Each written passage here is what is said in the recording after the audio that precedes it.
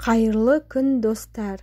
Видеоны соңына дейін қарап каналға тіркелуді ұмытпаңыз. Биткоин немесе сандық ақша деген не? Биткоин бұл жаңа заманның дамыған үрдісінде пайда болған сандық ақша.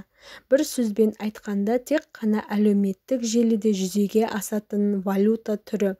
Оны адам емес, оны арнайы компьютерлік бағдарлама басқарады.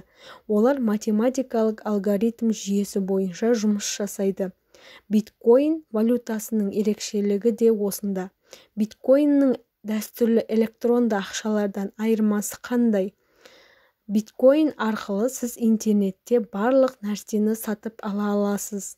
Доллар, евро, рубль валюталары бойынша сауда жасайсыз. Ескерте кету керек, биткоиннің аталған электронды ақшалардан айырмасы орталықсыздандырылған.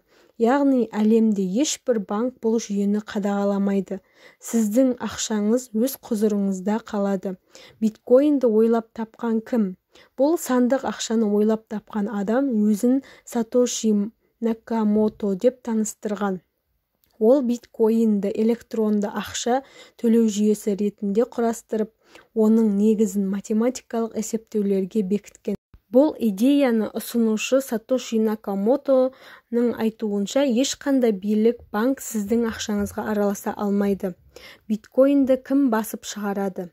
Бір қызығы, оны ешкім басып шығармайды. Бұл валюта еш жерде басылып шықпайды. Ешбір банк шығара алмайды. Себебі ол цифрлық түрде жасалып шығады. Жоғарыда келтіргеніміздей әлеуметтік желі арқылы пайдаға асады. Биткоиннің өлшемін миллиардқа жеткізуге бола ма?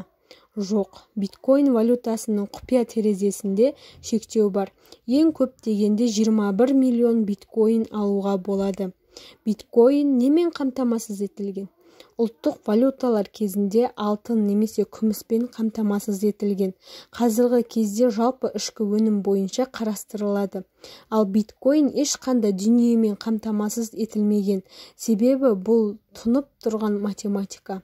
Кез келген адам компьютер арқылы өз ақшасының орталық банк жүйесі бола алады.